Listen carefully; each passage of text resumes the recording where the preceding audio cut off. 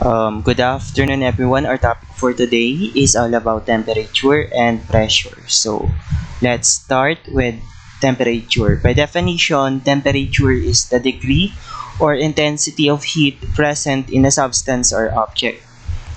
So, meron siyang general formula na boiling point or degrees boiling point minus degrees reading sa X over degrees boiling point minus degrees freezing point is equals to degrees boiling point minus degrees reading sa Y over degrees boiling point minus degrees freezing point. So, meron tayong iba't ibang scale na ginagamit sa temperature. Unang-una dyan yung Celsius or degrees Celsius. Pag Kelvin, K siya, wala siyang degree Kelvin.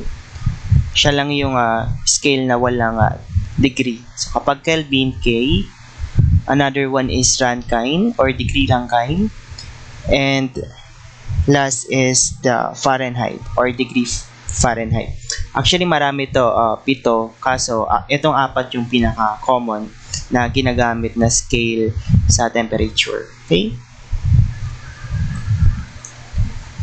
So, kapag i-derive mo yung formula ng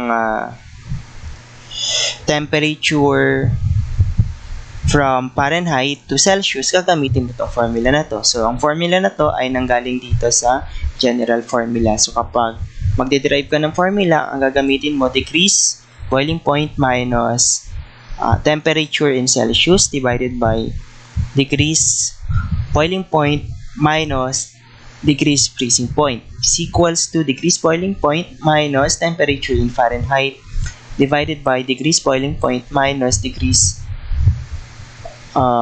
freezing point. Okay? So, ano ba yung boiling point tsaka ano ba yung freezing point? So, ito yon. So, nasa left side yung freezing point, nasa right side yung boiling point natin. So, kapag Celsius, freezing point niya is 0 degrees Celsius and ang boiling point niya is 100 degrees Celsius. Kapag Kelvin,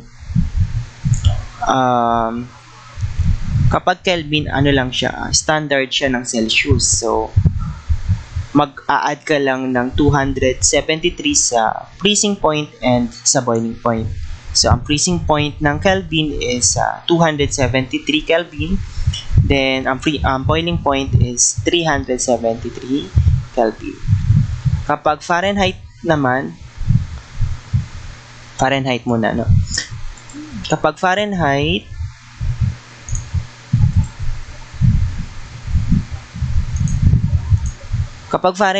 ang freezing point niya is 32 degrees Fahrenheit and 212 degrees Fahrenheit. Now, ang Rankine is the standard of a Fahrenheit. So, kapag gagawin mo siyang Rankine, yung freezing point ng Fahrenheit mo, mag-add ka lang ng 460. Okay? Then, ang boiling point, 212 plus 460. So, yun lang yung kaibahan ng 4. Pag Celsius, 0 degrees, 100 degrees, yun yung freezing point and boiling point respectively. Kapag Fahrenheit, 32 degrees Fahrenheit and 212 degrees Fahrenheit. Kapag Kelvin, add 273. Kapag Rankine, add 460. Okay, so i-derive natin yung formula ng temperature. So, derivation of degrees Fahrenheit and degrees Celsius. So, ito yung formula natin, di ba? Pp minus Tc over Pp minus Fp is equal to Pp minus Tf over Pp minus Fp. So, nasa left side yung freezing and boiling point of degrees Celsius. Nasa right side yung boiling point and freezing point of the degrees Fahrenheit. So, substitute natin, anong boiling point ng Celsius? 100. So, kaya 100 yan. Minus temperature in Celsius over boiling point, 100 minus freezing point, which is 0, is equals to, so sa Fahrenheit naman tayo, 212, yan yung boiling point ng Fahrenheit minus temperature in Fahrenheit divided by 212, yan yung boiling point ng Fahrenheit, minus 32. So, i-cross multiply natin yan. Cross multiply natin to, then cross multiply natin yan. So, ang mangyayari dyan, copy mo to, 100 minus temperature in Celsius times 180. Kasi 212 minus 32 is 180. Is equals to 212 minus TF times 100. Kasi 100 minus 0 is 100. Tapos, i-ano mo siya. I-distribute mo. Or i-multiply mo. Ayan. 212 times 100 TF times 100. So, magiging 18,000 minus 180 times TC is equals to 21,200 minus 100 TF. Okay? So, after that, pagsamahin mo yung common terms. Ito constant, diba? Tsaka ito constant. So, ito, ilipat mo dito sa kabila. Kunin ko lang yung calculator natin.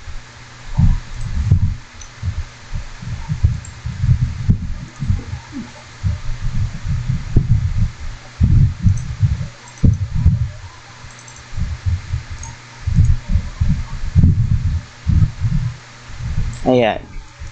So, magiging 18,000 minus 21,200.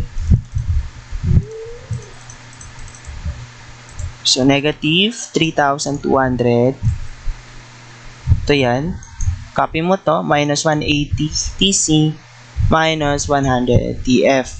So, ang diniderive natin dito, yung formula ng degrees Fahrenheit. So, tanggalin natin itong negative 100. So, divide natin both side by negative 100. So, cancel yan. Therefore, TF is equals to negative 32 divide 100 is positive 32. Negative 180 divide 100 is positive 9 over 5. Yan. Positive 9 over 5. Then, copy mo yung TC. So, kapag in-arrange natin, TF is equals to 9 over 5 TC plus 32. So, dyan ang galing yung formula ng degrees Fahrenheit. Kapag i-convert naman natin yung degree Celsius to Fahrenheit, therefore, degree Celsius is equals to 5 over 9 TF minus 32. So, eto, dito lang din ang galing. Nilipat mo yung 32 sa kabila. Then, minultiply mo both side by 5 over 9. Kaya, TF minus 32 times 5 over 9. Yan yung formula ng degree Celsius. So, dito lahat ng galing ang formula ng temperature. Okay? So, kapag nag-iba yung scale na kapag nag-iba yung scale na gagamitin, like for example, Rankine to Kelvin, dito nyo padadaanin sa ating general formula. So, that's all for the general formula. Next formula tayo. Doon naman tayo sa temperature interval and difference. Kapag sinabing temperature interval or difference, yung delta T mo is equals to delta T. For example, delta mo sa Celsius ay equal sa delta mo ng Kelvin. Pag maliit kasi na temperature na letter, yan yung Celsius or Fahrenheit. Kapag malaki, yan yung absolute Kelvin or Rankine. So, equal lang yan. For example, meron kang temperature na 25 tsaka 50. Ito yung T2 mo. Ito yung T1 mo. Okay? So, temperature difference natin kasi is T2 minus T1. kunwari ito ay nasa degree Celsius, ito rin ay nasa degree Celsius. So, temperature difference mo is dito mo 50 minus 25 degrees Celsius. Therefore, delta T is equals to 25 degrees Celsius. Same lang din yan kapag ginawa mo siyang Kelvin, like delta T is equals to, try na natin sa calc na lang, 50, di ba kapag gagawin mo siyang absolute value plus 273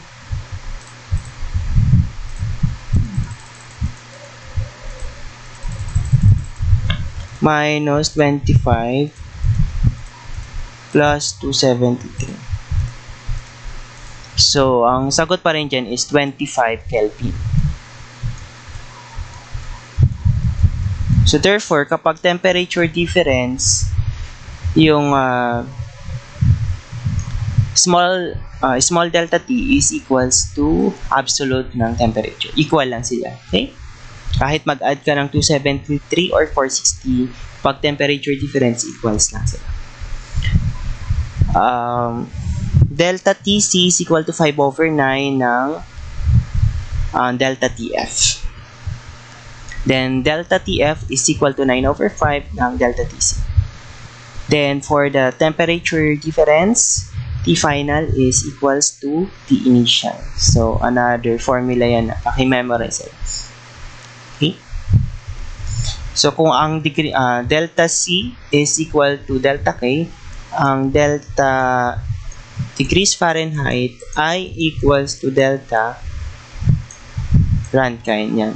Basta kapag delta equal yan. Okay? Pakitandaan na lang. So, sample problem tayo. The temperature of the solution is 42 degrees Celsius. What is the temperature in degrees Fahrenheit?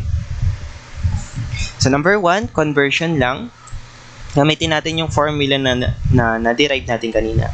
Okay, so meron tayong given temperature in Celsius or temperature reading is 42 degrees Celsius. Nahanap temperature niya in Fahrenheit. So, solution. So, from the formula na na-derive natin kanina, we have temperature in Fahrenheit is equals to 9 over 5 Tc plus 32. Substitute mo lang yan. 9 over 5 times 42. So, yan yung given, di ba? 9 over 5 times 42 plus 32. Therefore, temperature reading in Fahrenheit is 107.6 degrees Fahrenheit. Okay? Now, for the Caltech, pag ika-Caltech mo siya, i-mode 3 mo lang siya. Mode, yung 3, yung stat, then 2, yung A plus BX. Mode 3, 2. Kung mapapansin mo, meron kang X dito. Saan yung mouse ko? Yan, meron kang X dito, then meron kang Y. Okay? Ito na lang. Meron kang X, then meron kang Y. Yung X mo, i-let mo siya as temperature ng degree Celsius, boiling and freezing. Yung Y naman, in terms of Fahrenheit, boiling and freezing point. So, 1 is the freezing point, 2 is the boiling point. So, ilagay mo. So, since yung X mo is degree Celsius, anong boiling point anong freezing point niya? 0. Anong boiling point? 100. Then, yung Y, nilet mo as degrees Fahrenheit, freezing point 32, boiling point 212. Yan. Kapag okay na, press AC. Anong hinahanap? What is the temperature in Fahrenheit? So, nasan si Fahrenheit? Nasa Y. So, shift 1. Tapos, makikita mo yung reg. Press 5. Then, since yung hinahanap mo nasa Y, yun nga, Fahrenheit, diba? Nasa Y. Pipindutin mo dito is Y hat. So, 5. Then, input mo yung value ng Celsius. 42 So that's it. Parehas lang yung lalabas. 107.6 degrees Fahrenheit. Okay, so pag madali, pwedeng long method or pwedeng Caltech. Pag Caltech kasi hindi kayo magme-memorize ng formula. Ang gagawin nyo lang, ang kakabisaduhin nyo lang is the freezing point and the boiling point of the temperature scale. Kapag kabisado nyo na yon, mag-i-input lang kayo ng values. So, any of this will do kahit ano yung gamitin nyo, okay? So, AC shift 1 reg 5. Ganun lang yan. So, number 2 tayo. Two thermometers, one Celsius and other Fahrenheit, are both at the same temperature, but the reading on the Fahrenheit thermometer is exactly twice that on Celsius thermometer. What is the temperature? So, sa example number 2, wala tayong given na value. Ang given natin dito ay condition. So, meron tayong dalawang thermometers. Yung isa, Celsius reading. Yung isa, Fahrenheit reading.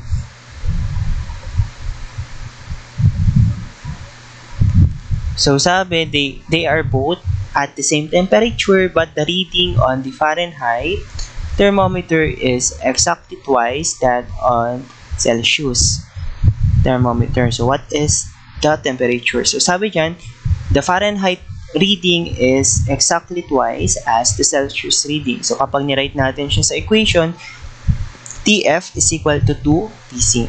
So, yung Fahrenheit reading is twice ng reading sa Celsius.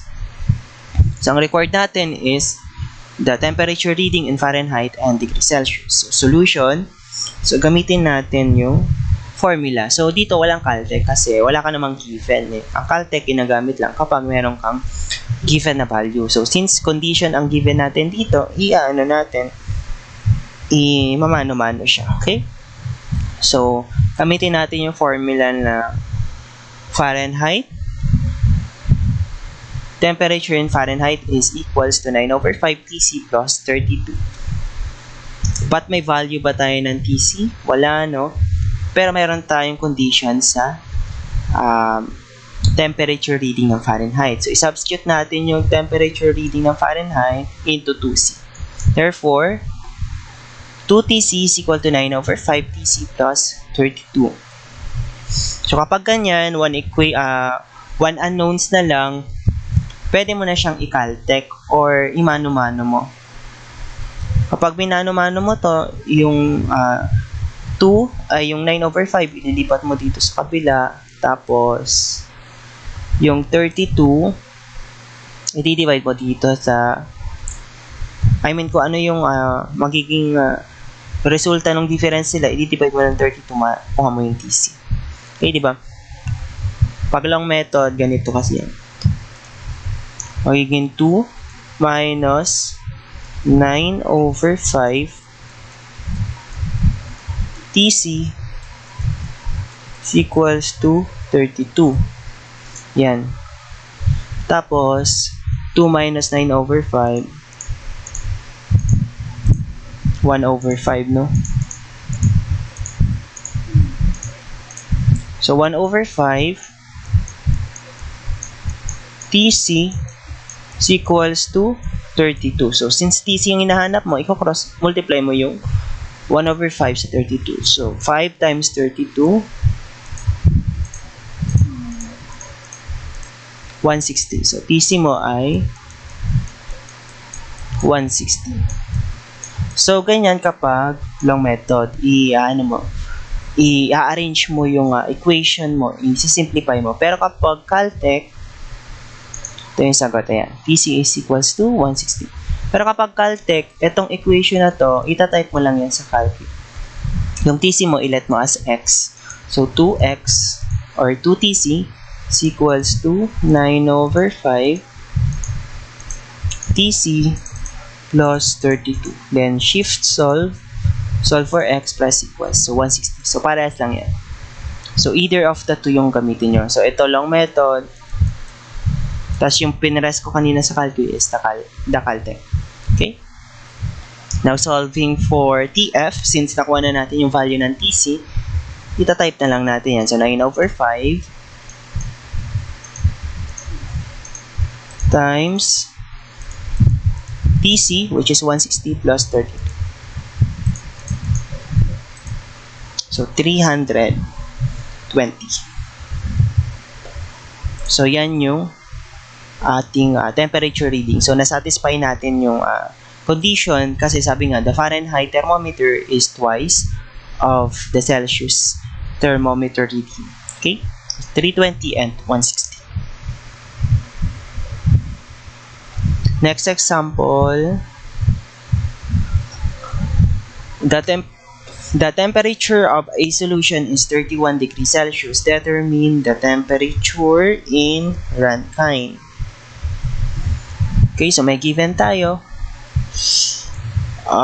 Degrees Celsius to Rankine. So, given 31 degrees Celsius, required temperature in Rankine. So, solution. So, kapag ganyan kahaba, i-caltech na lang natin. Kasi kapag ilolong method mo siya, ko-convert mo muna yan into degree Celsius. Tapos, from degree Celsius, ko-convert mo to Fahrenheit to degree Rankine. Medyo mahaba. Kaya i-caltech na lang natin, no? So, by using caltech, input natin. Ano ulit yung caltech mode? 3, 2.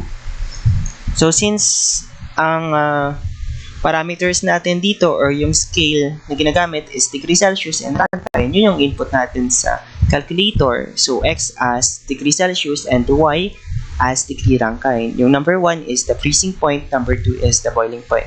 So, 0, 100,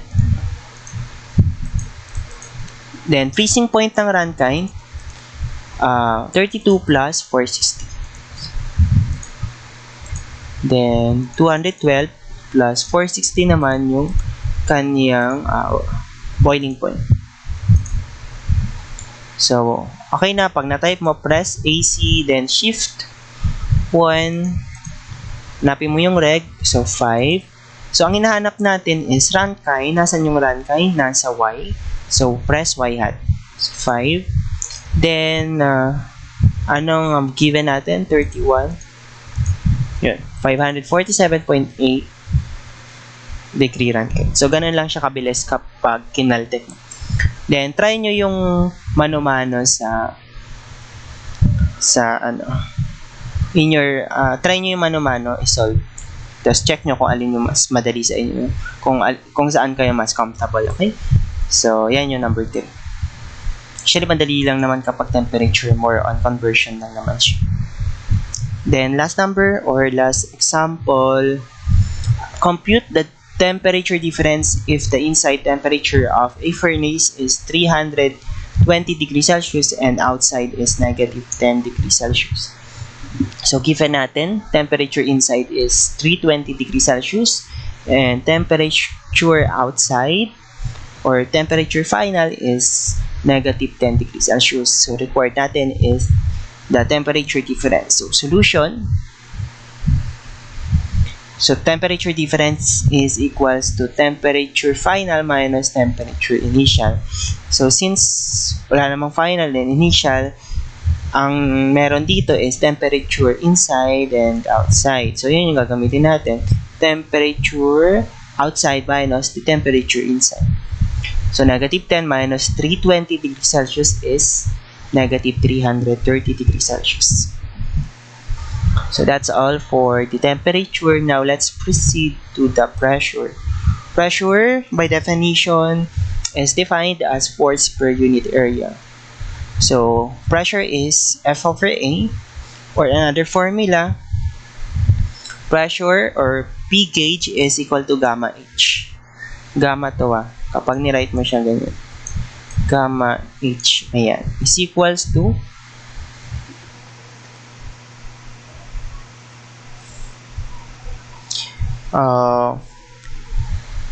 pressure times gravity observed times height divided by GC. So, yan yung formula. Tapos another formula ng pressure, pag gusto mo siyang gawing absolute, we have P atmosphere or P atmospheric plus P gauge.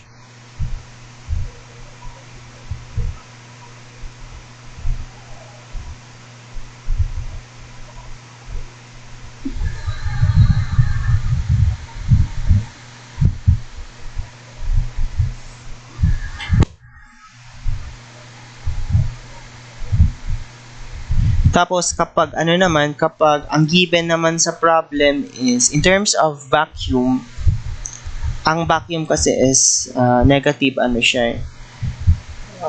negative pressure. So ang gagawin mo, i-minus mo yon sa P atmospheric.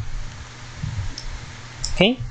Where PATM is atmospheric or barometric pressure or pressure natin sa atmosphere.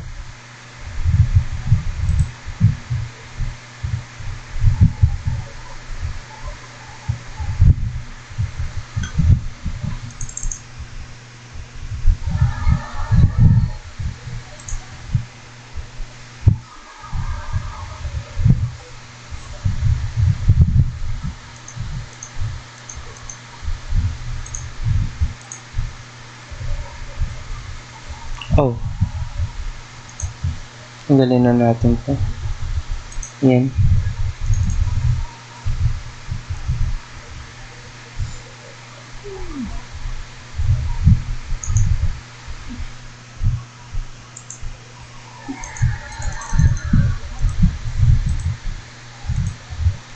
Yung P-abs natin is the absolute pressure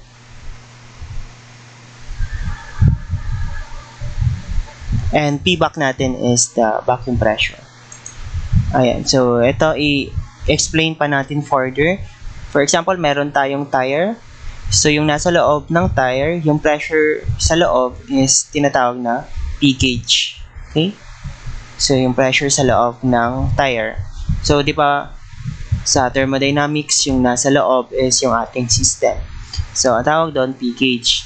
Then, yung nasa labas, yung pressure doon is P atmospheric.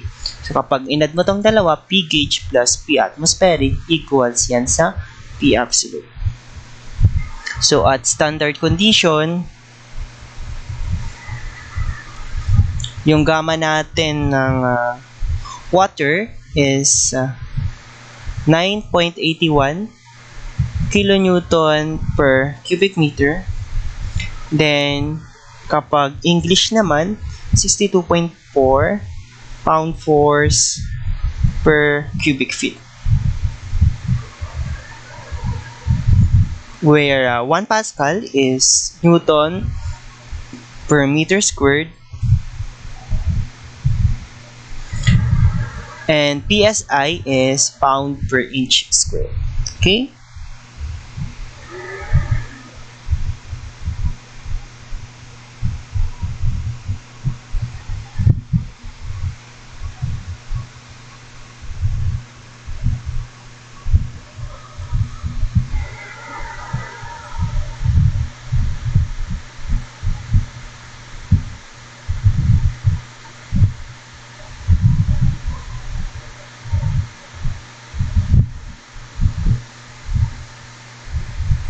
Ito density yan.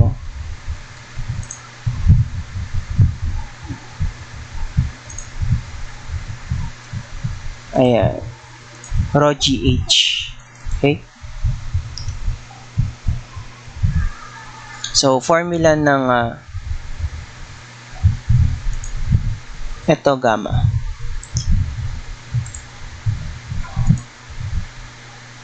Saan ba yung gamma dito? Ayan. Gamma H or Rho GH over G.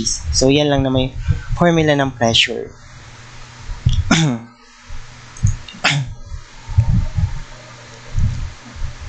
Okay, so proceed tayo sa problem solving.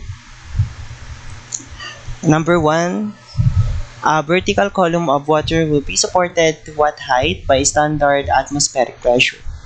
So, given natin, So, since sinabi standard, di ba diniscuss ko naman ito nung conversion natin dun sa conversion factors. Kapag standard, yung gamma ng water is 62.4 pound-force per feet cube. Then, ang standard pressure natin is 14.7 psi kapag English. So, ang required, what is the height of the water? So, solution. So, formula natin, di ba? Gamma H. So, gamma ng water times the height. So, ang makukuha mo doon ay P gauge, which is 14.7. So, i-arrange lang natin yung ating equation. Therefore, height is P gauge divided by the gamma of water. P gauge natin is 14.7 psi or pound-force per inch squared. Then, gamma ng water natin is 62.4 pound-force per cubic feet. So, cancel yung pound-force. Kapag tinype mo yan sa calcu, ito, 14.7 mode mo nga, 14.7 divided by 62.4. Yan, 49 over 208 lalabas. Tapos, ang unit mode na maiiwan is, since nasa denominator itong cubic feet, tataas yan. Then, itong inch squared, bababa. So, 49 over 208 cubic feet per inch cube. Inch squared pala ito. Ayan.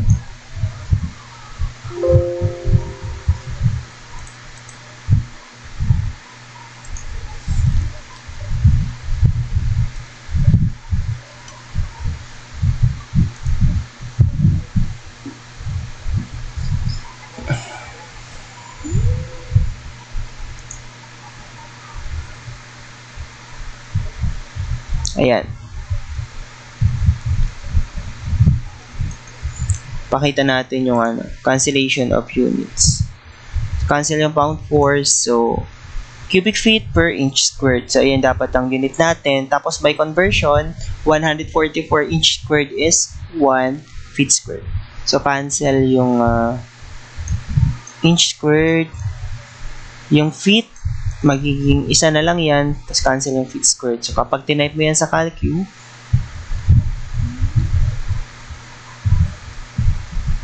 (49) over 208 times 144. Therefore, roughly 34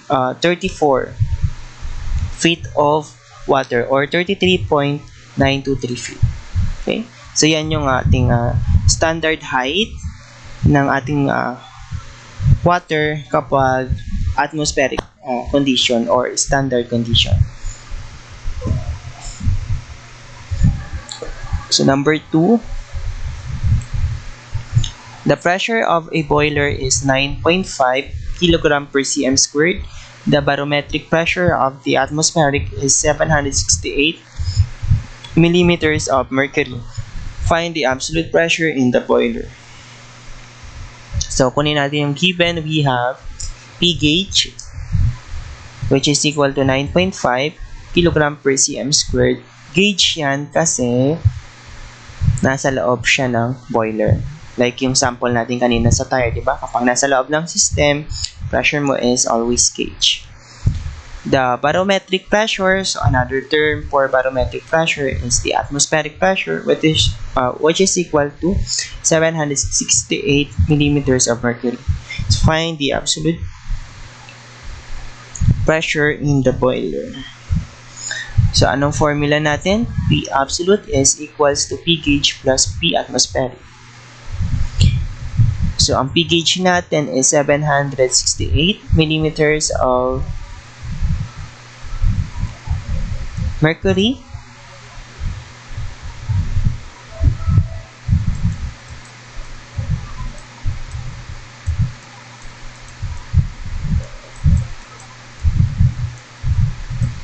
Yan. So, atmospheric natin, 768 millimeters of mercury. So, convert natin into kilogram per cm squared para maging pareha sila ng units ng ating pH. So, cancel is yung millimeters Hg. Then plus P gauge, which is 9.5. 768 1.032 divided by 760 plus 9.5. Therefore, yung sagot natin dyan is 10.543 kilogram per cm squared. So, yan yung absolute pressure natin sa ating boiler. So, next problem.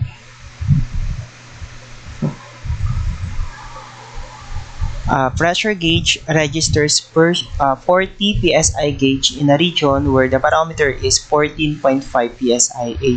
Find the absolute pressure in psia and kPa. So, kapag binigay dito yung barometric pressure, ganun kagaya nung sa number 2, yun yung gagamitin nyo, ha? Hindi yung standard. Then, meron tayong given na P gauge. So, given, P gauge is 40 psi, P atmospheric or P barometer is 14.5 psi. So, ang required natin, find the absolute pressure in psi and kilopascal. So, solution, anong formula ng absolute pressure? P abs is P atmospheric plus P gauge. Ano yung ating P gauge? 40 psi. Anong P atmospheric natin? 14.5 psi. Therefore, P abs is 54.5 psia. So, kunin natin siya in terms of kPa. Kapag ganyan, i-convert na lang natin. We have 54.5 psia times 101.325 kPa over 14.7 psia. So, cancel. Therefore, P abs is 375.661 kilopascal absolute.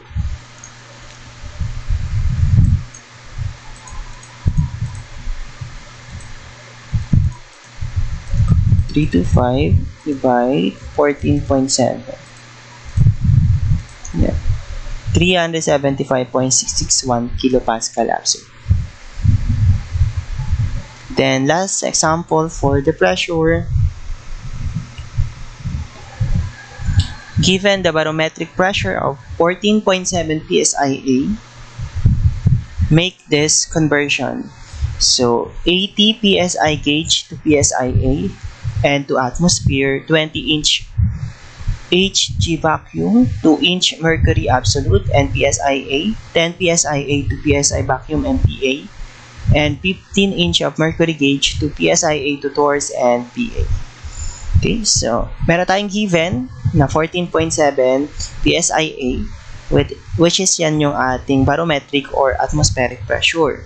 So, i-satisfy muna natin yung condition 1 sa letter A. So, convert natin 80 psi gauge to psi absolute and to atmosphere. Okay, so ano muna tayo?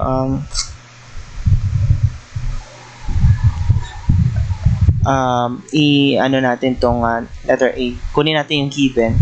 So, 80 psi gauge. So, P gauge yan. Ano? 80 psi. Tapos, since meron naman na tayong di ba? Meron na tayong atmospheric, meron tayong P gauge, gamitin natin yung formula ng pressure. P abs is PATM plus P gauge. 14.7, yan yung ating atmospheric. Then, P gauge natin is 80 psi. So, 80 plus 14.7, we have 94.7 psia. So, okay na tong psia. So, convert natin into atmospheric. So, yung 80 psi, convert lang natin into atmospheric. 1 atmospheric pressure is 14.7 psi. So, cancel ang psi. Therefore, P gauge natin in terms of atmospheric is 5.42 atm. So, okay na tayo sa condition A. Doon na tayo sa condition B. 20-inch mercury vacuum, 2-inch mercury absolute and psia. So, kunin muna natin yung inch mercury absolute. Ayan.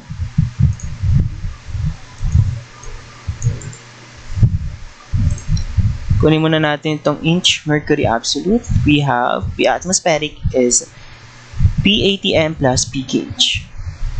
So, ano atmospheric natin? 14.7. Diba?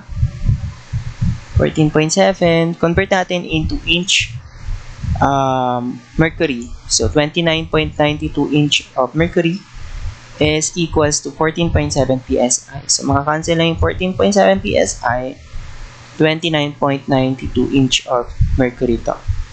Minus, P gauge natin is, since vacuum yan, kaya siya naging negative. Diba, dapat plus yan.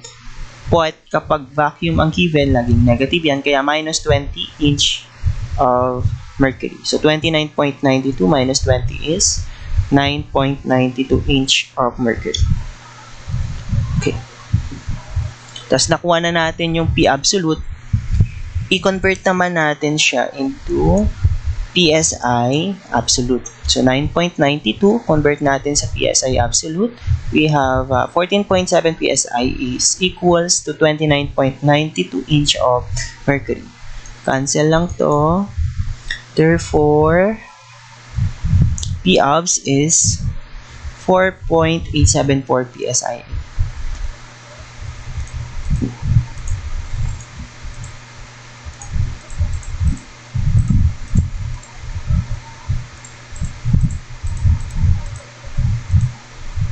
Yeah, 4.874. Okay? So, that's it. So, okay na yung condition B. Sa condition C naman tayo. 10 PSIA to PSI vacuum and Pascal. So, vacuum ulit siya. So, start tayo sa PSI vacuum. So, since vacuum, minus ulit yan. P obs is P atm minus P vacuum. So, yung P obs, ilipat lang natin sa kabila. So, magiging P atm minus P obs. Then, yung P vacuum, lipat natin sa kabila. Magiging positive P vacuum. So, P vacuum is equals to, anong P atmospheric natin? Yan yung given, which is 14.7. Yung P absolute natin is 10 PSIA. 14.7 minus 10 is 4.7 PSI. Yan yung pressure natin in vacuum. Tapos, 10 PSIA convert natin into Pascal. So,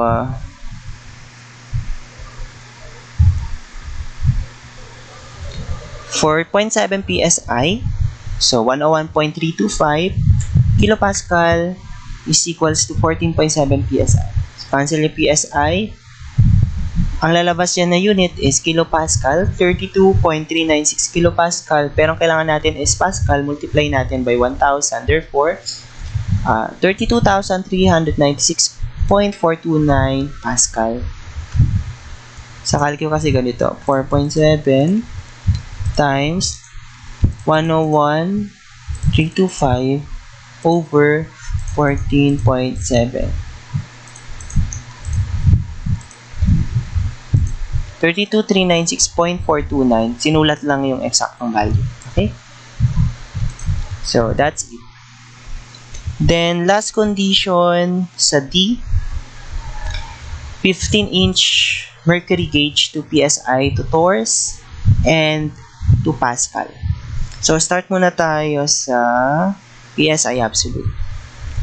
So, gauge to PSI absolute. So, P gauge is 15-inch of mercury. Therefore, P absolute is P atm plus P gauge. Then, ano yung atmospheric natin? 14.7, yan yung given kanina. Plus P gauge is 15-inch Hg. Convert natin into PSI. Therefore, 14.7 PSI is equals to 29.92 inch of mercury. Cancel to. So, unit-wise, PSI to PSI, pwede mo na siyang i-add. Therefore, P obs is 22.070 PSIA. So, sa torus naman tayo. P gauge is 15-inch mercury. So, since hindi naman sinabi na absolute torus, i-convert lang natin itong reading into torus. So, 760 torrs is equals to 29.92 inch of mercury. So, input natin sa calculator, 15,760 over 29.92.